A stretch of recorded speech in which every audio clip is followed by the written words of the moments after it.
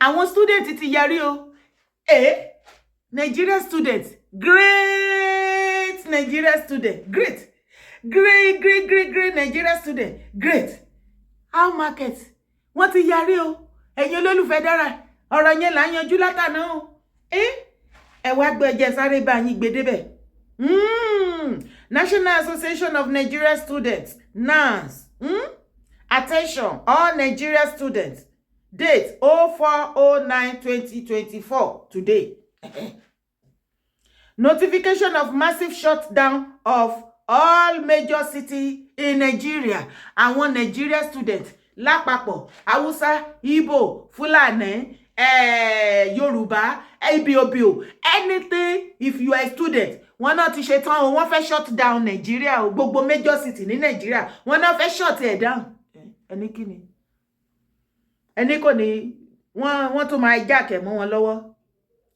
Hello, kí lẹ wí? Ẹni ó tún máa wà useless, ẹ tẹ̀ sì jẹ́ ká try ẹ̀. This one around before First Marine Gate down to Deco Junction. You can see how human beings they cooperate. So my bottom line of doing this video is for us to be united as well. Make we unite as well so that we can achieve our aims. This will not be evil say na their own. These are evil people want to get their own motto. See exactly what is happening. You can see the unity. You can see the unity. Assalamu alaikum warahmatullah. Àwọn òṣìṣẹ́ ìjọba ìgbà tá à ń pariwo ẹ mọ́jà fẹ́ kún wo èmi ọmọ bí ẹ fẹ́ yà sí báyìí o. NNPC ti ta 865 lónìí olónìí báyìí o. Àwọn ilé epo AP ń ta 905 aládàáni 1050 naira. Sálárì tẹ wá gbà tẹ gbẹ̀kún wọlé lórí ibi tẹ fẹ́ yà sí nísìn. Àjẹ́ èrò ẹni tó yẹ pé ẹ bèrè pé mélòó lọmọ rẹ̀ ti ń sọ́fà. Ẹ̀yin tẹ̀ ń tanra yín jẹ ẹ wo bẹ́ẹ̀ ṣe ní ṣètò lónìí ẹ wo bẹ́ẹ̀ ṣe ní ṣètò lónìí. Bàbá olówó lọ́wọ́ ti sọ pé fúnra wa lágbèjà ara wa ebi gbogbo ẹni ó fẹ́ bí pàlú lọ́wọ́ ó fẹ́ bí pọmọ wọn. Sẹ́nétọ̀ àti rẹ́bù ẹ̀yin lẹ̀ ń pín owó a mọ̀ pé nǹkan tó ń wọ̀nyí adórílẹ̀-èdè míì epo wọn ju wa lọ ilẹ̀ ń tọ́ka sí tọ́ka sí nǹkan ọrọ̀ ajé tá a ní ń bí nǹkan ọrọ̀ ajé tá a wá ní ń bí tí wọn ò ní lu yẹn ìdájọ́ Ọlọ́run fẹ́ẹ́ dé o ìdájọ́ sọ pé kò sẹ́ni tó mọ iye tẹ́ ń gbà tẹ́lẹ̀ Ọlọ́run tó sì ní wọ́n ti mọ iye ń gbà ìdájọ́ Ọlọ́run fẹ́ẹ́ dé àwọn tí ó gbàjọba lọ́wọ́ yín èèyàn péréte ni inshallah. Hey, we call all Nigerian students across the country to wake up to this clarion call as we will be occupying all Nigerian cities on the 15th of September 2024. We shall not be silenced and we shall not be intimidated. We shall rise in unison to demand a better deal for Nigerian students and the masses. We urge you to take necessary measures to maintain law and order during the shutdown, as we assure you that our protest will be peaceful and lawful. Sincerely, àwọn wo ló kọ National Association of Nigeria Students, NANS. Yes o, mo kíwa gbogbo ibikíbi tẹ́ bá wà tẹ́ ti ń gbọ́ mi àbí tẹ́ ti ń wò mí. Orúkọ tèmi ò yí padà rárá. Yèyé dára kòwé ó lè mí jẹ́. Yes o, wàhálà tún fẹ́ ṣẹlẹ̀ o, rògbòdìyàn míì tún ti ń bọ̀ o. Ṣéde mo wípé mo máa ń sọ̀rọ̀ yẹn wípé àwọn student ayé ìgbà yẹn gbà tèmi ìkéré wọ́n wà powerful gan tó bá láwọn bọ́ síta wọ́n fẹ́ wá ṣe nǹkan tó go against tí wọ́n fẹ́ tó fẹ́ sọ pé bóyá wọ́n fẹ́ protest àbí anything tí government bá unleash nǹkan tí ò dá lé wa lára sórí wa ìyẹn ní Nigeria masses àbí everybody àwọn student wọn kì í fẹ́ kí wọ́n dá sí. Ọ̀pọ̀lọpọ̀ àwọn student tí mo sọ pé mi kéré ń gbà yẹn báyìí àwọn wọ́n ti di great grandfather mi wọ́n ti di grandfather, wọ́n ti di gbogbo wọn nísìn. Ní ìgbà ayé wọn student unique, wọ́n unite. Wọn ò gbà kí politicians kókó wà àárín wọn kó sọ wọ́n di errand boy, kán lọ máa para wọn tó bá ti ń bára wọn jà, kí wọ́n lọ ra ọ̀pá lé wọn lọ́wọ́, kán lọ máa fi wọ́n attack one another. Ní ìgbà yẹn student ń jẹ́ student tó bá sọ wípé wọ́n bọ́ síta lásán báyìí. Ọmọ gbàgbé òṣì ẹ̀mí Nigeria government go gbé. The fear of the Nigeria student is the beginning of wisdom fún Nigeria government. Ní ayé ìgbà yẹn, àfìgbà táwọn politicians àtàwọn gbogbo wọn tó bá yé gbogbo everything jẹ́. Wọ́n gba power láwọ́ everybody bó ṣe gbàṣẹ lọ́wọ́ lẹ́nu ọba ni wọ́n gba power lọ́wọ́ àwọn students. Wọ́n ṣàmú gbogbo àwọn youth, wọ́n dẹ̀yìn wọn síra wọn, wọ́n kẹ̀yìn wọn báyé wọn jẹ́, wọn ò jẹ́ kí wọ́n sọ báyìí Nigeria jẹ́ débi wípé àwọn youth wa ti wà confused. Ṣé rí àwọn tó ń bọ̀ lẹ́yìn irú èmi báyìí, àwọn youth ẹ̀yìn irú ẹ̀yìn àwa generation yìí báyìí. Ó ti di o. It's a totally lost o. Ọlọ́run wàláì ó ti ojú gbogbo ẹ̀ ti dàrú. Ṣé àwọn ọmọ tó jẹ́ wípé kò yé wọn mọ́? Mo ń gbọ́ àwọn information kan lánàá, omi ń dà lójú mi ni. Kò sí ọjọ́ ọ̀la kankan báyìí gidi fún àwọn ọ̀dọ́ wa, ògo ọjọ́ ọ̀la wa mọ́. Ṣé àwọn ọ̀dọ́ tó jẹ́ wípé ó ti sú wọn, kò sí ìkọ̀kọ̀, kò yé wọn mọ́, kò sí future, kò sí wọn tí ẹ̀ mọ̀ bó ṣe fẹ́ ronú mọ́, kò yé wọn mọ́ bó ṣe máa rí owó ńsìn, tó máa commercial high, tó máa gun latest machine and all this thing. Wọn ò fẹ́ hustle mọ́, wọn ò fẹ́ ṣe ọ̀pọ̀lọpọ̀, ò fẹ́ ṣe nǹkan kan mọ́. Ṣé the same ọ̀dọ́ tó jẹ́ wípé tán bá ń jẹ swallow, wọ́n á fi mólì, wọ́n á fi sí, wọ́n á fi oríṣiríṣi oògùn olóró, òun ni wọ́n pò mọ́ oúnjẹ. Kì í ṣe pé wọ́n mú nìkan o, wọ́n á pò mọ́ oúnjẹ, wọ́n á fi sínú oúnjẹ. Ẹ wò ó ti dojúrú. Lọ́rọ̀ kan ṣá, àwọn student wọ́n wá fi lẹ́tà ránṣẹ́ sí gbogbo ẹ̀yin student káàkiri orílẹ̀-èdè Nàìjíríà pátápátá. Ó jẹ́ northerner ni o, ó jẹ́ southerner ni o, ó jẹ́ south easterner ni o, ó jẹ́ south westerner ni o. Èyíkéyìí tó bá jẹ́ ní Nàìjíríà tó dẹ̀ jẹ́ student, wọ́n ní gbogbo yín eléyìí kò sí ogun ẹlẹ́yàmẹ̀yà ń bẹ. Yorùbá ẹ ronú, Yorùbá ronú, ẹ ṣáà má ronú kú níbi tá a bá dé torí wọ́n ti bá yín fi sí. Yorùbá ronú là ń gbọ́, Yorùbá ronú sì là ń gbọ́ tẹ́lẹ̀, nísìnyí wọ́n ti fi kú sí. Yorùbá ronú school, Yorùbá ronú kú, ẹ má ronú kú. Ẹ jẹ́ káwọn everybody bó síta ká jà fúnra wa. My great student, great student, great o. Nǹkan ò ní yín ṣe láíláí, nǹkan ò ní yín ṣe láíláí. Wọ́n ní àwọn fẹ́ bọ́ síta o, àwọn fẹ́ jà. September 15, wọ́n náà fẹ́ shut down gbogbo major city tó wà ní Nàìjíríà. Bàbá Tinubu, ẹ má tún lọ gbowó fáwọn student. Kí ni mo tiẹ̀ sọ? Ìyẹn tiẹ̀ ti normal. Bá a ti ṣe pariwo ẹ̀ síta báyìí sìn, mọ́ ṣe máa lọ gbowó fáwọn student ni. Ẹ jọ̀ọ́ ẹ̀yin student tí ẹ jókòó tí ẹ lè fẹ́ ṣe kíní. Ṣé tí politician bá tún ti wá gbowó fún yín, ẹ ní sọ pé cancel ẹ̀? Because bí ayé Ajérò ṣe rí nìyẹn. Ajérò is a very useless man. Àwa wí tán, wọ́n sọ wípé EFCC invite ẹ, wọ́n ní wọ́n discover pé òun bá wọn lobby owó, ó tí rí nǹkan kan. Ṣé o mọ̀ Ajérò? Maybe you don't know. Ó ní good record lọ́dọ̀ àwọn aráàlú. Ó ní good record lọ́dọ̀ àwọn politicians. Ṣé o ti rí pé o kò wá ṣá, you are very useless. Àtìgbà tó ti wà ń bẹ̀ kò sí nǹkan ẹyọ kan báyìí tó orí ṣe successfully. Everybody, gbogbo member yín NLC pátápátá náà complain nípa Ajérò. Tí kíní tẹ̀ wí yóò bá yẹ, fọ́kàn kó kúrò ń bẹ̀, FK kúrò ń bẹ̀. Kò jẹ́ kẹ́lòmíì tó ready láti sáàfù Nàìjíríà, kò jẹ́ kó wà ń bẹ̀. Tó bá ti lè sọ wípé kíní kan bẹ́ẹ̀ tí Ajérò bá náà máa strike bẹ́ẹ̀ ìjọkọ̀ tó bá ti lè tí Nàìjíríà government tó bá ti lè gbowó fún, ó ti sún nìyẹn. Kó ṣì dànù, ìwọ kọ́ ni mò ń bá wí bí. National Association of Nigeria Students, NANS, NANS, attention, all Nigeria students, date 04/09/2024, today Wednesday. Notification of massive shutdown of all major cities in Nigeria. Nigeria students, wọ́n fẹ́ shut down gbogbo major city ní Nigeria. Come September 15. Kí ló fà? Ẹ jẹ́ àtẹ̀síwájú. We write to notify you of an impending massive shutdown of all major cities in Nigeria, effective 15 September 2024, in protest of the recent hike in fuel prices and the gross incompetence of the NNPC Director General Mele Kyari.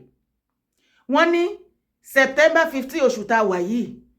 Wọ́n ní gbogbo ẹ̀yin student ẹ fẹ́ march jáde, ẹ fẹ́ protest, ẹ fẹ́ shut gbogbo major city tó wà Nigeria, wọ́n fẹ́ shut ẹ̀ down nítorí kíni wọ́n increase fuel pump. Wọ́n dẹ̀ ní NNC Director General wọ́n ní kò mọṣẹ́ Mele Kyari, wọ́n ní kò mọṣẹ́ kò gúdù, wọ́n demand pé kẹ́ ẹ yọ dànù. Ìdí tí wọ́n ṣe fẹ́ protest, tí wọ́n ṣe fẹ́ shut gbogbo major city ní Nigeria, ìyẹn àwọn great student wá ní o, wọ́n ní kàn yọ Director General NNPC kí wọ́n yọ, ìyẹn àti jẹ owó kú dànù. Àti jẹ owó kú. Wọ́n ní kàn yọ, wọ́n ní kò wà competent.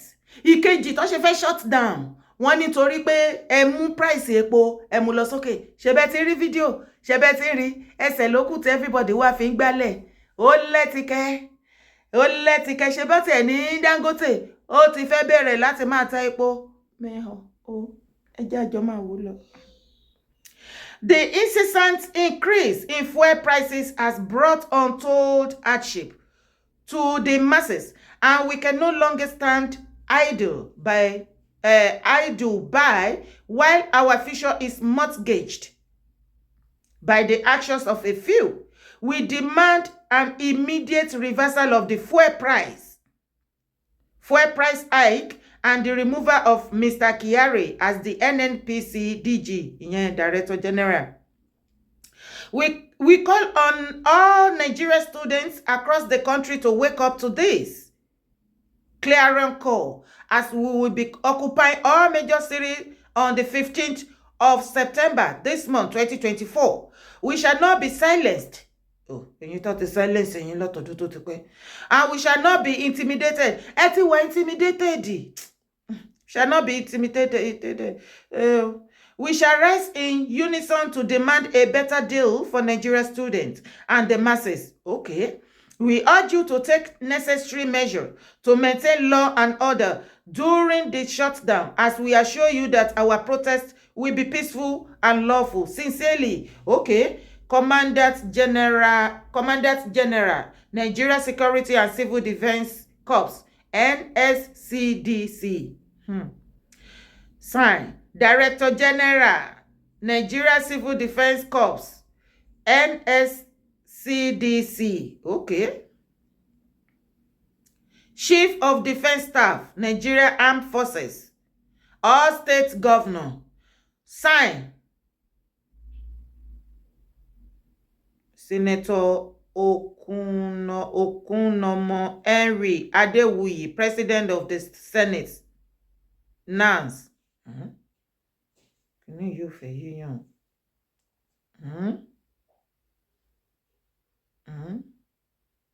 National Senate Secretariat, Olusegun Agagu, University of Science and Technology, Okitipupa SU Building. AASU, ASU, gbogbo wọn ni wọ́n lọ́wọ́ sí. Ni wọ́n inform káàkiri. Oh. Ẹ̀yin student, great Nigeria student, great Nigeria student, great. Money great Nigeria student, great. Ẹ sure. Baba Tinubu, kí ló fẹ́ ṣẹlẹ̀ gangan báyìí?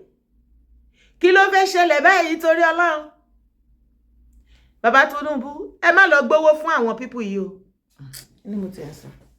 Wọ́n máa gbowó, Ṣèyí ló máa kọ́kọ́ gbowó lọ bẹ̀. Ẹ wò, ẹ̀yin great student, ẹ̀yin organizer tẹ́ organize kíní. Ẹ má jẹ́ káwọn politician tó wá jack ẹ̀ mọ́ yín lọ́wọ́. Ṣèyí náà máa rán, Ṣèyí Tinubu wà lára àwọn tó máa rán, tó máa wá bá yín. Á gbowó burúkú tẹ́ ní lè sọ pé no. Owó yẹn dẹ̀ ni kò lè sọ yín dín kankan. Kò séyàn tó ń gba irú owó bẹ́ẹ̀ tó ṣe rere láyé. Ẹ dìde bẹ́ ṣe lẹ fẹ́ dìde tẹ́ fẹ́ jà fúnra yín, tẹ́ fẹ́ jà fún masisi. Ẹ ti ṣe kokari for how many years ago tá ti gbọ́ pú nípa ẹ̀yin Nigeria students. Ele tẹ́lẹ̀ wá fẹ́ ṣe ní 15. Ẹ ṣe bí ọmọ kan ni o. Ẹ ṣe bí ọmọ akíní, ẹ jẹ́ kí orí gbogbo wa jọ pé nbi tá gbàdà wá yìí o. ẹ má gbowó lọ́wọ́ politicians kankan, kò sí iye àmáǹtì owó burúkú wà lọ́wọ́ bàbá Tinubu yẹn. Ṣèyí ló dé máa rán sí yín torí ìgbéraga ò ní jẹ́ kí màmá Fọláṣadé kó lè rí yín bá sọ̀rọ̀ bó ṣe wà yẹn. Màmá gbogbo ayé ó ti rí rẹ̀ bí Ọlọ́run gbogbo ayé bí Mary. Ṣèyí Tinubu náà máa rán bọ́n bá rán wá Gbàjà àtàwọn boys ẹ̀ Elliot Desmond gbogbo wọn ṣẹṣẹ àwọn gbogbo àwọn boys wọn náà àwọn tán máa rán sí yín nìyẹn. Wọ́n sì lè ran Governor Ayédètiwa of Ondo State ẹ ṣọ́ ara yín o. Tí a bá gbọ́ tẹ́ ẹ bá fi èdè tí ò lórí tí ò nídìí kan àbí kẹ́ wá sọ wípé ní Ondo State ṣé mo kàn ti fi mẹ́sẹ̀jì ránṣẹ́ sí gbogbo ẹ̀yin governor sìn. Tí wọ́n bá di ọjọ́ yẹn kẹ́ sọ wípé níbodè ò gbúdọ̀ jáde any governor tó bá bọ́ síta nílẹ̀ Yorùbá tó sọ̀rọ̀ against nǹkan tí àwọn Nigeria student tó fẹ́ ṣe ní September 15 a máa lẹ́yìn lóko pa o. Ẹ má ṣòfò torí ìnira ẹ ti pọ̀ jù. Ẹ̀yin báyìí wọ́n ń kówó fún yín, ẹ̀yin kó pamọ́. Ẹ̀yin àtìyàwó àtàwọn ọmọ yín àtàwọn kọ́kọ́sì yín àwọn tó bá wà in good book yín, ẹ̀yin lẹ́jọ́ enjoy owó yẹn. Àwọn ò bá yín enjoy bẹ́ẹ̀. Ẹ jẹ́ ká jà fúnra wa. Any governor mi ìfẹ́ mọ state tó bá ń gbé nílẹ̀ Yorùbá. Any governor tó bá sọ wípé student kọ́kọ́ ò gbúdọ̀ bọ́ síta, ẹ gbúdọ̀ ṣe kinní kan. Àsìkò tẹ́ máa kọjú ìjà sí senator. Àsìkò tẹ́ máa kọjú ìjà sí minister. Àsìkò tẹ́ máa bèrè ikú tó pa bàbá ńlá bàbá yín lọ́wọ́ àwọn house of rep àti gbogbo local government chairperson àti councillor gbogbo wọn. Àsìkò tẹ́ máa bèrè ikú tó pa bàbá ńlá bàbá yín lọ́wọ́ àwọn kábíyèsí wa, àwọn baálẹ̀ wa àti àwọn bàbá wa Afẹ́nifẹ́re àti gbogbo àwọn àgbààgbà pátápátá. Àsìkò tá a máa bèrè gbogbo everything lọ́wọ́ yín lélẹ̀. Ẹ má listen to anybody. Ẹ̀yin ìyá tẹ́ ẹ bá fẹ́ ẹ kò kàn ṣe pé kẹ́ wà nínú ilé yín kẹ́ máa ráhùn kẹ́ máa complain. Ṣé ló yẹ kẹ́ bọ́ síta kẹ́ join àwọn student? Ẹ̀yin ìyá agbára ń bẹ lọ́wọ́ wa. Àwọn ìyá àsìkò yìí èmi ò wá mọ̀ nǹkan tẹ́ sáyé yín dì. Ẹ sọ di rádaràdà ọ̀pọ̀lọpọ̀ yín. Ẹ wá mú ayé ara yín àti ọjọ́ ọ̀la àwọn ọmọ yín tẹ́ ṣiṣẹ́ jìyà lé lórí rán lọ sí school tó dá tó àsìkò. Ẹ ṣì wà ajá ẹ̀sìn ọ̀rọ̀ yín ò tí ì yé yín. Ní ìgbà tí agbára bá ti pé fún yín tí ò sí ọ̀nà àbáyọ kankan mọ́, àwọn ọmọ tó bá ti fún tí àwọn APC PDP gbogbo wọn tó bá ti fún yín ní fìlà àti gàrí àti ráìsì kọ́ọ̀pù kan, ẹ bẹ̀rẹ̀ sí ní ṣe bí olórí burúkú àbí ẹ̀yin lẹ́ ń gbàbọ̀dẹ̀ fún àwọn ọmọ yín tẹ́ ìjẹ́kọ́ ṣe rere láyé. Ǹjẹ́ mo yé student graduate tó wà ní ǹjẹ́ mo yé graduate tó wà ní Nigeria of today ẹ jẹ́ àti ẹ̀sọ́ tilẹ̀ Yorùbá tí wọn ò níṣẹ́ tó jọmọ mẹ̀kúnnù. Ẹ̀yin ìyá àwọn ilẹ̀ jẹ́ kó ráyé wọn kó ráyé wọn lò. Tẹ́ ẹ bá ti ẹ̀dẹ̀ fẹ́ jẹun ọmọ mọ́ ẹ jẹ́ káwọn ọmọ yẹn ráyé wọn lò náà. Ẹ yé ṣe ẹ̀yin lè ṣù lẹ́yìn ìbejì. Ẹ yé fi ayé yín tàfàlà fún àwọn politician with peanut. Ìgbà tí wọ́n náà fẹ́ ṣe protest ní August ní last month ẹ̀yin tán gbowó fún tí iná tán wà bẹ́ẹ̀ tí iná tán lè ná tán bẹ́ẹ̀ bá ṣe ná máa so sí ni àbí. Ẹ jọ̀ọ́ nítorí Ọlọ́run epo tí wọ́n náà gbé price ẹ̀ lọ sókè sí wọ́n ti bá yín gbé epo sí cheaper place tẹ́ máa lọ gbà ń bẹ̀. Àlọ́ dẹ̀ ni yín ẹ̀yin olóró òfò olóró àdánù ẹ̀yin olóró APC ẹ jọ̀ọ́ ẹ̀yin ò ní rẹ epo ní 1,500 o àbí. Ọ̀dẹ̀ ni yín ẹ̀yin tẹ́ rí ṣọ̀nṣọ̀n tẹ́ rí náà burúkú owó ń bẹ lọ́wọ́ Tinubu àti fámìlì ẹ̀. Bàbá Tinubu tí ìwọ àtẹ̀mídẹ̀jọ́ ń wò yẹn wọ́n rán yálà ya anybody. Ohun tí wọ́n fẹ́ ni wọ́n fẹ́. Kò send anybody bẹ́ẹ̀ bá máa kú kẹ́ kú dànù. Bẹ́ẹ̀ bá máa yè kẹ́ yè. Ohun tó fẹ́ ló fẹ́. Bẹ́ẹ̀ ni tó o bá wá fẹ́ fi ayé tiẹ̀ kó o tún mi understand. Ó ti lówó orí àpèrè tó kù tó gàgàrà jù láyé tí bàbá lè sọ pé òun fẹ́ wà. Ọ̀nà tí wà yẹn kò sí kankan. Ìwọ tó já mọ́ nǹkankan àti jẹun àárọ̀ tọ̀sán àti talẹ́ ó ní ẹ́ lára gan ni. Ìwọ yẹn á tún máa support èèyàn tó ti ní gbogbo nǹkan tán nílé ayé àrọ́mọdọ́mọ ẹ̀ wọ́n lè jìyà. Sórí pé nǹkan ti ṣe ẹ́ ṣọ́ ti ṣẹ́ṣọ́ ìyà fún yín látọ̀run wá ni. Ẹ jẹ́ ká bọ́ síta ká ṣe nǹkan tó yẹ ká ṣe. Kì í ṣe wípé bóyá à ń bá bàbá Tinubu jà. Ara ni everybody àwọn èèyàn ń kú kò sí business ò lọ mọ́. Ọ̀pọ̀lọpọ̀ yín tẹ́ bá dé sọ pé ẹ má lè sí nǹkan táwọn èèyàn sá nípa Nàìjíríà wà òkè. Èèyàn tó bá ti rí tó ń sọ orú nǹkan bẹ́ẹ̀ yẹn sá fún ó ń ṣiṣẹ́ fún àwọn politicians ni. Because ìwọ tó bá wà ní àárín wọn nìkan ló lè máa sọ wípé Nàìjíríà wà òkè fún. Ìwọ tó bá rí tó jẹ́ mẹ̀kúnnù tó ní connection pẹ̀lú wọn ìyà burúkú jẹ wọ́n ìjẹmọye èèyàn tí ebi ń lù pa nísìn. Ẹ stop ẹ̀ náà. stop ẹ jẹ́ ká jọ fọwọ́sowọ́pọ̀ ká ṣe nǹkan tó yẹ ká ṣe bẹ́ẹ̀ ni o Nàìjíríà ti tán bàbá Tinubu ó bá wù yín ẹ ṣáà máa pàṣípàṣẹ wọ́n ní kò sówó Nàìjíríà ẹ̀yin kó owó lọ sí China ẹ lọ fi ń san gbèsè tí bàbá Ọbásanjọ́ jẹ síbẹ̀ torí pé ẹ ń yẹ̀yẹ́ bàbá Ọbásanjọ́ ibi tí bàbá Ọbásanjọ́ àti bàbá Tinubu tẹ́ ẹ bá fi ilẹ̀ Yorùbá tẹ́ ẹ fi ta géèmù dé Ọlọ́run á gbà wá lọ́wọ́ ẹ̀yin méjèèjì ẹ̀yin gangan ni orísun pọ́blẹ́mù ayé wa nílẹ̀ Yorùbá bàbá Tinubu àti bàbá Ọbásanjọ́ àwọn méjèèjì wọ́n ń jàjà Game of Thrones wọ́n ń jàjà I am more powerful than you èmi ti ní connection yẹn kó tó dé mo mọ̀ pé ó ti ní tẹ́lẹ̀ ṣùgbọ́n mo ti ní jù ẹ́ lọ àwa la wá ń jìyẹ ẹ sì mọ̀ wípé ẹ̀yin Yorùbá lẹ sọ bẹ́ẹ̀ pé ibi tí erin méjì bá ti ń jà koríko ibẹ̀ ló máa ń jìyẹ ṣé àwa kọ́ là ń jìyẹ Yorùbá ẹ ronú wọ́n ti bá yín fi kú sí o ẹ má ronú kú ẹ ronú yè ní o tán bá tún ẹ̀yin stúdẹ̀ntì ẹ má gbà ọ torí àwọn ìyá yẹn máa sọkó sí yín lọ́rùn àwọn ọba ló ń ṣiṣẹ́ fáwọn àwọn olóyè àti kábíyèsí àwọn náà máa rán àwọn ìyá yín sí yín wọ́n á lọ bá àwọn ìyá lọ́jà ẹni ìyá lọ́jà tó o bá try tó ní káwọn ọmọ tẹ́ lọ dá ìpayà ìfòyà ìbẹ̀rù sókàn àyà àwọn ọmọ yẹn kó má bọ́ síta láti jàfáyé wọn ẹ ní kìje èpè máa pa yín tí Tinubu máa gbowó fún yín pọ̀ àwọn APC á gbowó fún yín tẹ́ máa mú owó tẹ́ máa lọ máa fún wọn ní ìrúnú owó pé kí wọ́n má bọ́ síta ìgbà tí yẹ lọ pé owó dé last one ṣé ẹ̀yin ìgbà yẹn kọ́ ni wọ́n ṣe wá increase fuel pump sìn bó tún ṣe increase oúnjẹ àwọn transport àwọn everything àwọn everybody wọ́n á fẹsẹ̀ rìn kiri lẹ́yìn àtijọ́ kẹsẹ̀ kan bọ́ ṣòkòtò kan náà bẹ́ẹ̀ ni alámàgbáyé wa lọ́wọ́ yín má gbàgbé láti bá mi drop comment ẹ sábẹ́ fídíò yìí tó bá jẹ́ student jẹ́ kí n rọ́wọ́ ẹ̀ ń bẹ̀ jẹ́ kí n rí comment ẹ̀ ń bẹ̀ bá mi mú fídíò yìí torí ọ̀pọ̀lọpọ̀ student lè máa wà wí ẹ̀ ìwọ tó bá jẹ́ student àbó jẹ́ student jọ̀ọ́ bá mi share fídíò yìí kó dọ̀dọ̀ gbogbo student gbogbo group tó bá wà pátápátá tí student wà bẹ̀ bá mi share lọ síbẹ̀ kí wọ́n wà wí ẹ̀ nǹkan plan tó ń ṣẹlẹ̀ lọ́wọ́lọ́wọ́ everybody máa gbáradì tí 15th of this month. mo wí rẹ àbí mi wí rẹ ẹni má gbàgbé láti bá mi thumb up ṣé o ti bá mi subscribe ṣé God bless you.